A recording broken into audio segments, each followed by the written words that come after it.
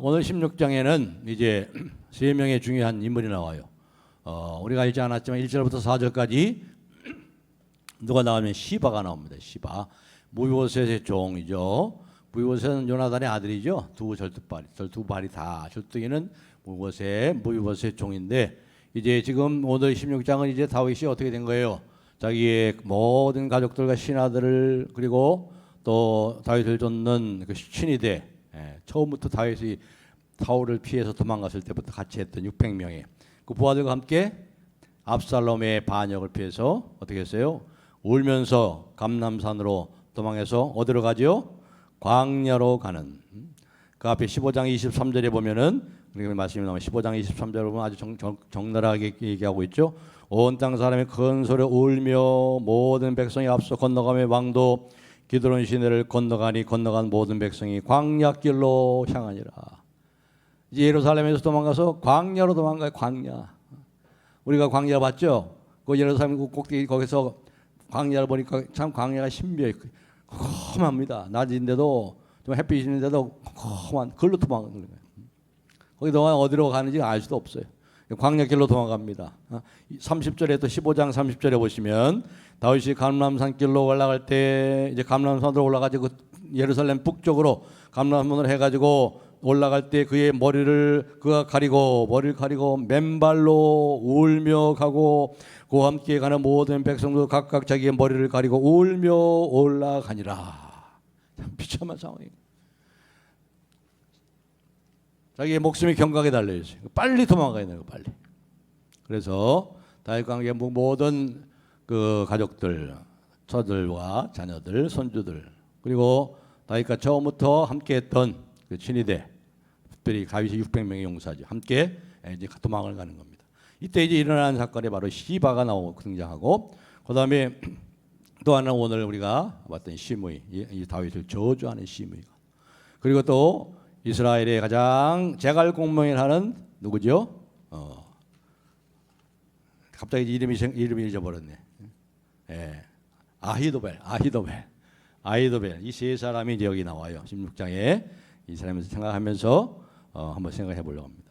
무엇보다 이 시바에 대해서 얘기해요. 시바는 이제 이 소식을 듣고 어떻게 했냐면, 거기 16장 1절부터 우리가 4절 읽지 않았습니다만은 어떻게 했어요? 1절에 보면 다윗이 마르톡을 조금 지나니 무비보셋의 종 시바가 안장지은 두 나귀의 떡 200개와 전 건포도 100송이와 여름간 백송이와 포도주 한 가죽부대를 싣고 다윗을 맞는지라. 이제 도망가니까 먹는 것도 제대로 챙겼겠어요? 그러니까 이제 이 시바가 이 소리를 듣고 이제 먹을 것을 좀 챙겨가지고 이제 다윗에게 왔습니다. 그래서 다윗에게 이렇게 이제 격려해주고, 이런 상황 속에서도 뭡니까? 하나님께서 이러한 사람들을 통해서 다윗을 돌보고 계시는 하나님의 손길을 느낄 수 있도록 다윗을 이렇게 또 하나님께서 이 시바를 통해서 말이죠. 시바를 통해서 이제 이 떡과 과일, 이 포도주, 피곤한 사람 도망가는 건 얼마나 피곤하겠어요. 또 포도주 이런 것을 또 공급하는 그런 손길을 우리가 볼 수 있어요. 시바는 간단하게 이렇게 생각하겠습니다. 그리고 오늘 이제 우리가 주로 생각하는 것은 우리가 읽었던 바로 시므이, 이 다윗을 저주했던 시므이. 이제 다윗이 이제 가는데, 도망가는데 그걸 알고 시므이가 말이에요. 시므이가 누구죠? 시므이는 누구냐면 거기 잘 설명하고 있어요. 16장 5절에 다윗 왕이 바후림의 이름에, 바후림은 이제 지난번에도 얘기했습니다만은 바후림의 뜻이 뭐라고 그랬죠? 바후림의 뜻은 광야 사막에 물도 나지 않는 아주 그런 척박한 곳이란 말이에요. 그런 것에 이제 일어났을 때 거기서 사울의 친족 한 사람이 나오니 게라의 아들의 이름은 시므이라. 시므이가 누구예요? 사울의 친족이. 사울의 친족. 그러니까 지금 어떻게 된 거예요? 이 다윗이 왕위를 절대 권력을 휘두르면서 왕위에 앉았을 때는 감히 이렇게 했겠어요? 못하잖아요. 지금 대통령의 지지율이 27%밖에 안 되니까, 좀 떨어지고 하니까 대통령의 지지율이 한 40% 50% 된다면 그렇게 하겠어요? 근데 지금 그 정도도 아니에요.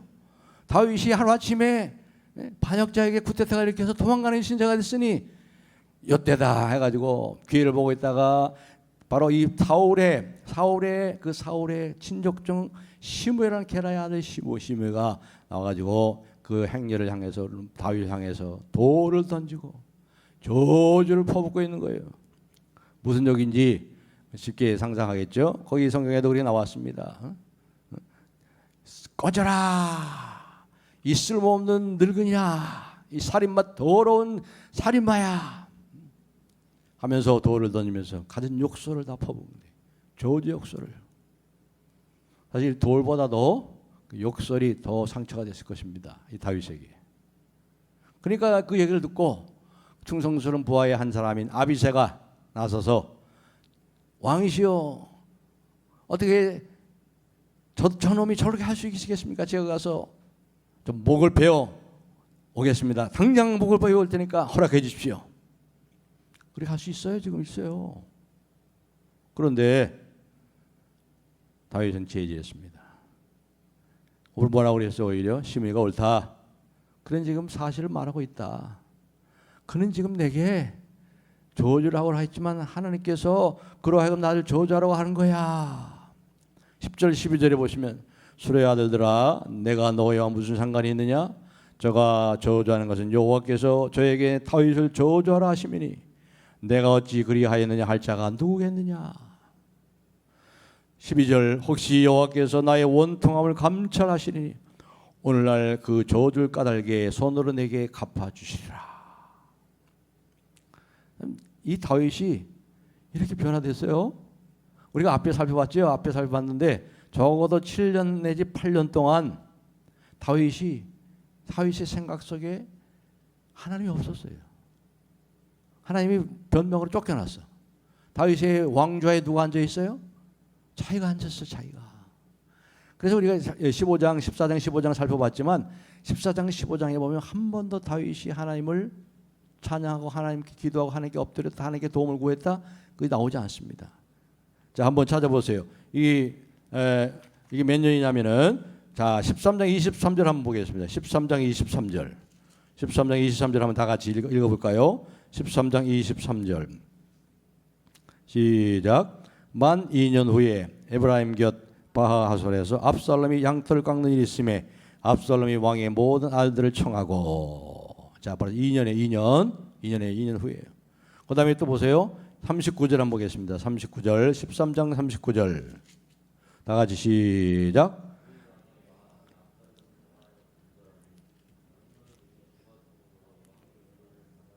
예, 38절 시작. 압살롬이 도망하여 구술로 가서 거기에서 산지 3년이라. 자, 3년이 났으니 몇 년이니까 5년이죠. 그 다음에 하나만 더 보겠습니다. 14장 28절. 14장 28절 다 같이 읽어볼까요? 시작.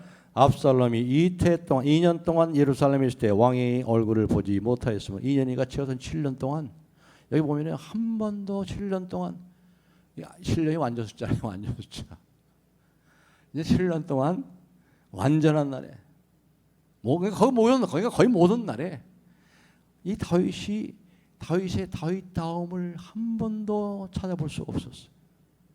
그런 그가 여기서 광야로 가면서, 광야로 쫓아가면서, 광야에서 가면서 뭐가 생각난 거예요? 자기가 과거의 10년 동안 사울을 피해서 도망다니는 그 광야로 쫓겨가면서 이제 비로소 다윗의 다윗다움을 회복하기 시작하는 거죠. 그래서 거기서 하나님을 찾아요. 하나님이 내 원통함을 감찰하사. 감찰한다는 게 뭐예요? 불꽃 같은 눈으로 보고 계시다 하면 보고 계시다.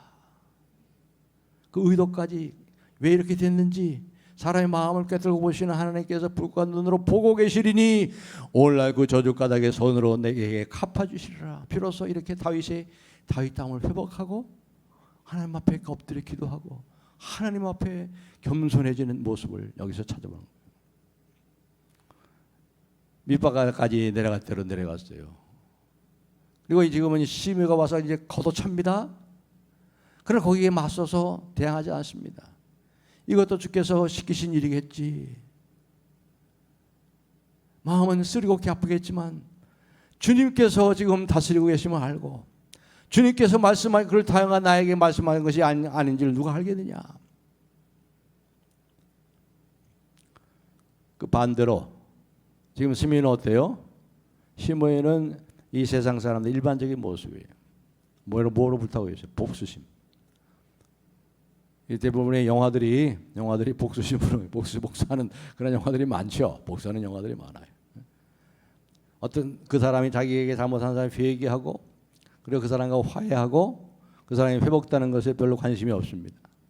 그 사람이 보응받고 다시 일어나는 것에 대해서 원치 않습니다. 분노를 사이고 하나님의 뜻을 기다리고 모든 하나님의 손안에 맡기는 것, 그렇게 하지 않습니다.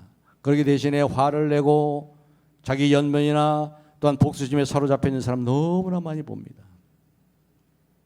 야고보 1장 20절에 뭐라고 그랬어요? 사람이 성내는 것이 하나님의 의를 이루지 못하느니라. 근데 여기서 다윗은 정다른 모습, 정반대 모습이에요. 광야로 도망가면서 진실로 다윗의 다윗 땅을 회복하는 10년이 넘도록 오직 광야에서 광야에서는 의지할 분이 하나님밖에 없어요. 광야는 아무것도 없어요. 오직 위만 바라봐요. 철저하게 광야 훈련 속에서 하나님 의지하는 법을 배웠던 이 다윗다움을 바로 여기서 다윗이 회복하는 거예요. 이러한 개인적인 경건을 여기서 회복하고 있습니다. 시므의 부당한 욕설에 대해서 대응할 수 있었고 이 아비새를 지켜서 목을 벨 수도 있었어요. 그러나 어떻게 했습니까? 전혀 그렇게 대응하지 않았어요. 왜 그랬을까요? 자기의 죄에 대해서 아주 민감했습니다. 자기의 죄에 대해서 민감한 거예요. 마땅히 받을 벌을 생각할 때 시므의 욕설이 무엇이 그렇게 자기에게 큰 문제가 되겠느냐 이렇게 생각한 거죠.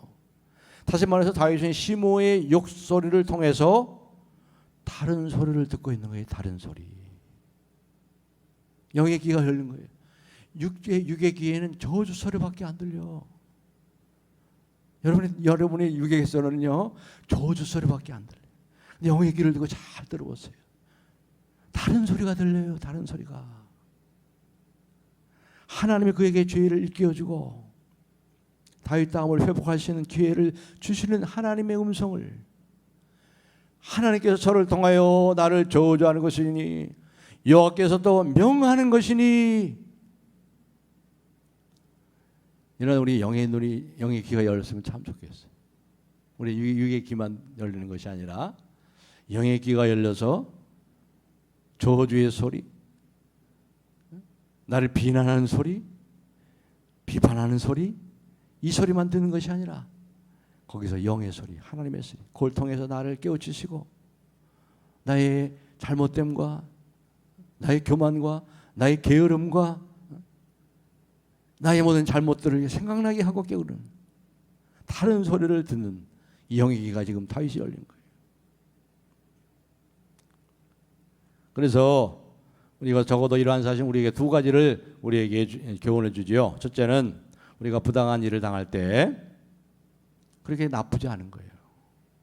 누가 여러분을 비난하거나 누가 여러분을 저주하거나 여러분에게 해를 같이 끼치고 여러분을 힘들게 만들고 상처를 줄 때 그게 별로 그렇게 나쁜 거 아니에요.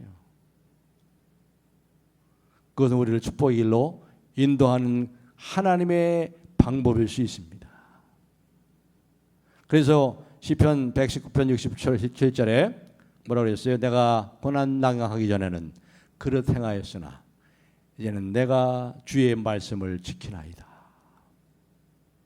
그리고 이와 같은 우리가 나쁜 일들, 우리가 원치 않은 이러한 일들, 오늘 시므를 통해서 저번에 뜻밖의 이러한 저주 마땅히 받을 필요도 없어요. 사실은 이런 것들 저주를 받던가 이런 나쁜 일, 이 모든 자기의 해가 되는 이 일의 마지막으로 돌아갈 것은 어디예요? 성경으로 돌아가서 성경에서 뭐라고 그랬어요? 로마서 8장 28절 하나님을 사랑하는 자 곧 그 뜻대로 부르심을 입은 자들에게는 모든 것이 합력하여 선을 이루느니라. 이 말씀을, 확실한 말씀을 붙잡아야죠. 베드로가 그 지난주에 말씀하신 변화산에서 하나님의 영광을 보고 천국을 살짝 봤지만 그 다음에 계속되는 베드로후서 1장 위에 계속되는 말씀이 뭐냐면 자기가 그 영광, 하나님의 영광을 보고 변화산에 그 체험한 것보다도 더 확실한 예언이 있으니 하나님의 말씀을 잡아야죠. 모든 것이 합력하여 선을 이루느니라. 다윗은 이렇게 영의 눈이 열린 거예요. 영의 귀가 열렸어요. 그렇습니다. 시므이는 하나님의 저주를 대신 전하는 대변자일 수 있습니다. 그를 놔둬라. 그의 저주 설교는 나를 향하는 선포되는 하나님의 말씀인 줄 누가 알겠느냐. 그의 저주의 선포는 다윗을 진정한 자기 자신으로, 거짓 자아를 깨뜨리고 자기 자신으로 돌아오게 만드는 것입니다. 자기의 모습을 깨달았어요. 그가 범한 모든 잘못들, 그가 저버린 사람들, 충성스러운 부하 우리아를 죽였던 일들, 자신을 방어할 수 있고 보복할 수 있었지만 그렇게 하지 않았습니다. 그래서 가장 자기 자신의 가장 정체성, 다윗은 자기의 정체성을 나는 왕이 아니고 죄인이라는 사실을, 시므의 저주는 다윗에게서 이와 같은 화려한 모든 치장을 다 벗겨내는 그런 말씀이 되었어요. 영혼을 노출시키는 하나님의 말씀, 시므이를 말씀의 선포자로 지금 여기고 있는 거예요. 그래서 그 고통을 하나님의 자비와 은혜와 사랑의 하나님 만나게 하는 계기가 되었어요. 그래서 이 고통 속에서 다윗은 이제 기도를 회복합니다. 다윗이 기도를 회복해가지고 기도하잖아요. 12절, 우리 12절을 우리 다 같이 기도합시다. 한번 읽어보고 이렇게 기도하시기 바랍니다. 여러분들 이런 일을 당할 때 16장 12절 시작. 혹시 여호와께서 나의 원통함을 감찰하시리니 오늘 그 저주 때문에 여호와께서 손으로 내게 갚아 주시리라 하고. 아멘. 항상 하나님의 은혜를 먼저 봐야 돼요. 우리의 잘못을 보기 전에 하나님의 은혜를 먼저 붙잡아라. 이게 복음이에요. 이게 복음. 복음은 복된 소식이라 말이에요. 우리는 잘못했어요. 다윗이 잘못했어요. 다윗이 보통 잘못한 사람은 아니잖아요. 이 사람은. 여러분 중에 다윗같이 이런 악을 저지른 사람이 있어요? 이 중에? 없잖아요. 어떻게 다윗이 기가 막힌 웅덩이에 빠질 뻔했죠. 그런데 다윗은 하나님 은혜를 붙잡아요. 다시 하나님이 나를 불쌍히 여기사 나에게 긍휼을 베푸사 감찰하셔 붉고 가던 눈으로 모든 것을 보고 계셔서 이 악을 손으로 갚아주실, 이 저주를 손으로 갚아주실 누가 알겠느냐. 갚아주시리라 합니다. 기도를 회복해서 기도. 드디어 다윗이 7년 만에 7, 8년 만에 이런 기도를 회복했다. 인격적인 하나님과의 관계를 회복했어요. 이제 내가 왕이 아니에요. 주님이 나의 주님이에요. 나의 주인이에요.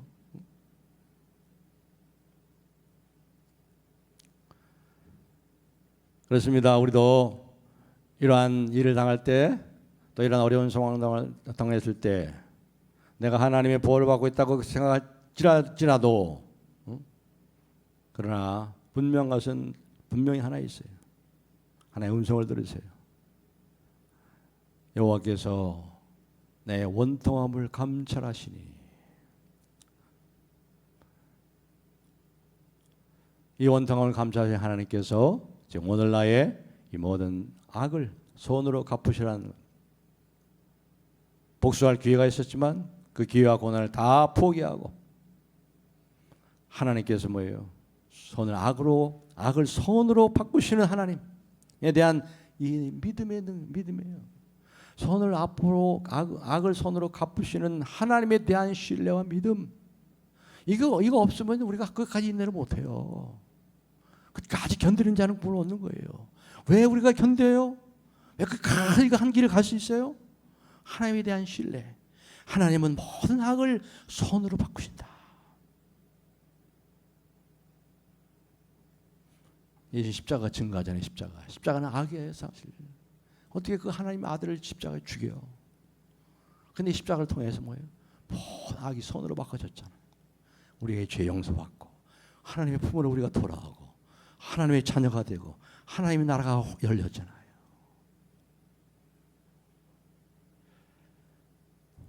그렇습니다. 하나님은 참으로 공평하신 하나님, 정의로우신 하나님입니다.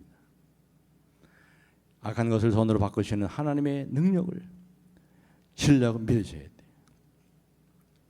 그리고 이제 우리가 또 한 사람 더 생각해 보겠습니다. 끝으로 한 사람 더, 이 아히도벨, 이스라엘의 제갈량, 삼국지에 나오는 제갈량처럼 아주 뛰어난 모략가입니다. 아주 지혜로운 사람입니다.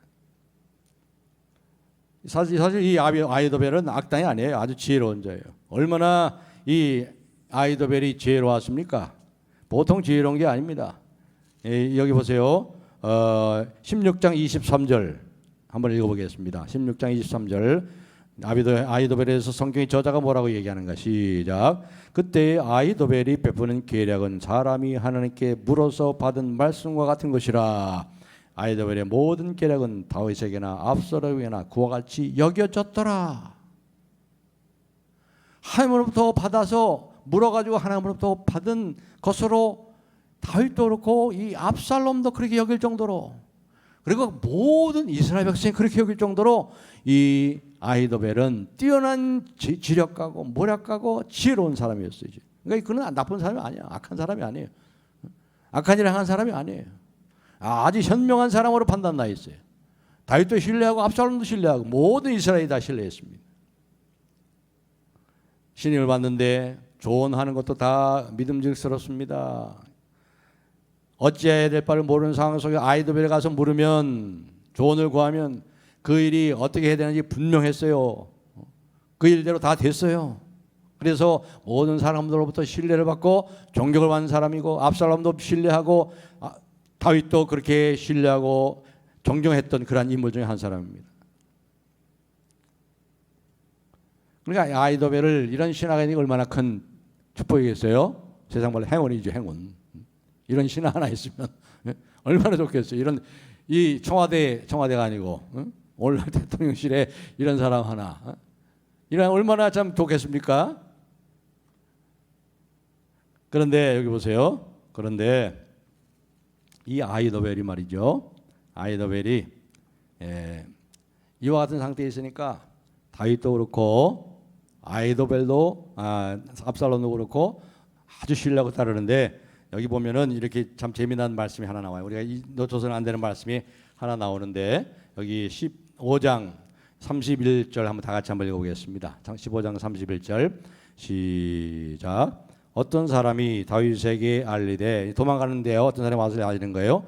어떤 사람이 다윗에게 알리되, 계속해서 시작. 압살롬과 함께 모반한 자들 가운데 아이도벨이 있나이다 하니, 다윗이 이르되 여호와여 원하건대 아이도벨의 모략을 어리석게 하옵소서. 여기 보면은 이게 막 광야로 도망가잖아요. 지금 울면서 뺨맨말로 기가 막히게 울며 도망가는데, 어떤 사람이 와가지고 왕이시여, 왕을 모반한 사람 중에 아이도벨도 있습니다. 무슨 말이에요? 큰일 났습니다. 끝났습니다. 아이도벨이 왕을 모반했으니, 이제 그 지략가가 모반했으니 지략가가 하는 모든 일은 다 성공하고 다 하는데 큰일 난 겁니다. 이 얘기하는 거 아니겠어요 지금? 왜 이 아이도벨이라는 사람 이름을 특별히 여기서 지명한 그 한 사람을 얘기하고 있어요? 도망가는 와중에 아이도벨도 거기 그 편입니다. 이제는 우리는 소망이 없습니다. 우리는 끝장입니다. 그 얘기예요. 그 얘기. 자, 여기 보세요. 여기서 우리가 뭘 발견해야 됩니까? 여기 다윗이 오랜 세월 동안 지혜로운 좋은 자로서 이 아이도벨을 신뢰했어요. 믿었어요. 신뢰를 쌓았고 우정을 쌓았어요. 그런데 아이도벨은 다윗이 자신을 가장 필요로 한 그 순간에 그를 배신했어요. 가장 필요한 순간에 배신했어요. 아이도벨도 있나이다. 그런데 보세요. 이것은 뭘 얘기하냐면, 그 모반한 사람 중에 아이도벨도 있습니다. 이젠 큰일 났으면 소망이 없으면 우리 끝장입니다. 뭐예요? 지금까지 다윗이 어떻게 했다는 거예요? 아이도벨을 하나님보다 더 의지한 거예요. 지금까지. 자기 곁에 아이도벨이라는 지략가가 있다는 이유로 하나님께 나아가서 하나님께 기도하고 조언한 것이 없었잖아요. 하나님께 구하고 하나님의 도움을 찾는 일에 등한시했어요. 누구 때문에? 그것도 그 원인 중에 하나가 바로 아이도벨이라는 뛰어난 지략가. 그러니까 아이도벨에게 조언을 구하면 척척척척 그냥 하나님께서 받아가지고 대답하는 것처럼 그렇게 했으니 얼마나 또 그것이 다 이루어졌어요. 그대로. 그러니까 얼마나 만족했을 거예요. 그것이 기도하는 것보다 더 쉬웠단 말이에요. 기도하는 것보다 더 눈에 확실히 보였단 말이죠. 그래서 다윗이, 물론 다윗이 하나님 찾지 않은 여러 가지 이유가 있겠지만 그 중에 하나가 바로 이 아히도벨 때문에.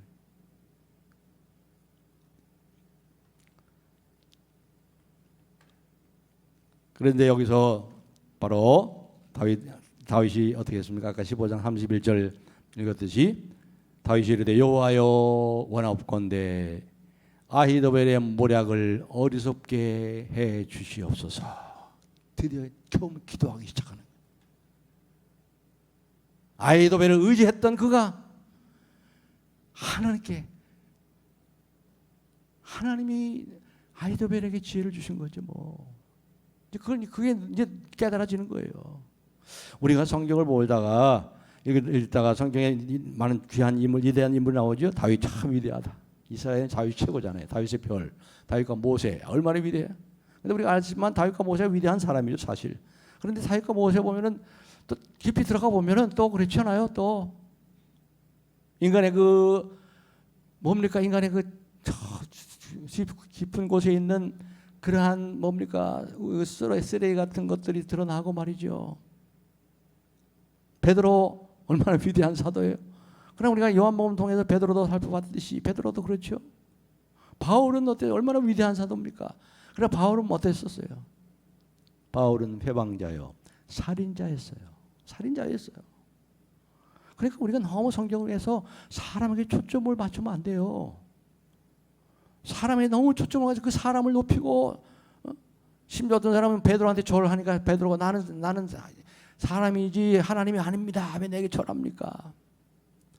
우리 성경 한 구절만 우리 찾아보겠습니다. 화면에 한번 시편 146편 3절부터 5절까지를 다 같이 한번 읽겠습니다. 시작. 귀인들을 의지하지 말며 도림이 없는 인생을 의지하지 말지니 그의 호흡이 끊어지면 흙으로 돌아가서 그날에 그의 생각이 소멸하리로다. 야곱의 하나님을 자기의 도움으로 삼으며 여호와 자기 하나님에게 자기의 소원을 두는 자는 복이 있도다. 아멘. 아히도벨을 의지할 거 아니잖아요. 아히도벨이 아무리 뛰어난 그의 지략이 다 그대로 이루어진다 할지라도 기도하는 다윗, 하나님과 인격적인 관계를 회복합니다. 고난이 항상 이러한 결과를 가져온다면 참 좋겠는데 어떤 사람은 또 고난을 받으면 하나님 버리고 다른 도움을 또 쫓아가는 사람들도 없지 않아 있어요. 고난 당할 때 하나 엎드리면 살 길이 열려요. 하나님 환히 자비하소서.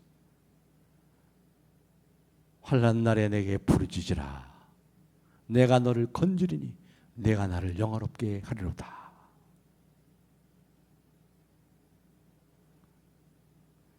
이제 말씀 읽겠습니다. 사랑하는 성도 여러분, 결국 나중에 우리 다음 시간에 이제 우리가 17장을 우리가 보겠습니다만은 이제 아히도벨의 그 모략이 어떻게 어리석게 되는지, 결국 아히도벨은 스스로 목을 매달아서 자살을 하잖아요. 그렇습니다. 우리는 이 시바를 통해서 하나님의 큰 사랑과 또 익명이라는 사람을 통해서 먹을 것을 가져다 주고 위로해 주는 그러한 사람들이 통해서 하나님께서 우리를 또 위로하시고 은혜로 찾아오시는 뜻밖의 사람들 통해서 익명의 사람들 통해서 또 우리를 돕고 여러분을 돕고 찾아오는, 그리고 시므같이 이러한 저주하는 사람들 이를 통해서 뭐예요? 다윗은 오직 하나님을 찾는 그 가운데 거기서 다른 음성을, 시므의 저주를 통해서 다른 소리를 들을 수 있는 영의 귀가 열려서 하나님의 통치와 다스림 속에 있음을 알고 하나님의 공의를 구하서 하나님이 나를 불쌍히 여기사 공의를 베푸셔서 감찰하시고 나 이 악을 선으로 바꾸시리라. 악을 선으로 바꾸시는 하나님에 대한 철저한 신뢰, 그리고 아히도벨이라는 사람을 의지했던, 하나님 말고 다른 것을 의지했던 그것이 정말 그렇게 이루어진다 한다 할지라도 사람을 의지하지 않고 그때 비로소 다윗 땅을 회복하고 하나님 앞에 엎드리는 아이도벨의 모략을 헛되게 하여 주시옵소서. 기도했던 다윗. 우리의 대적을 하는 원수 앞에서 우리가 어떻게 행동해야 될 것인가? 오늘 말씀을 통해서 여러분들이 깨달으시고 이 말씀대로 또 하나님 앞에 부르짖고 인생을 의지하지 말고 우리의 악을 선으로 바꾸시고 우리의 눈동자치 우리 보시고 감찰하시고 보시고 악을 선으로 바꿔주시고 마침내 우리에게 복을 주시는 하나님을 기대하고 그분께 오늘도 마음껏 부르짖는 귀한 은혜의 시간 되기를 주님의 이름으로 축복합니다.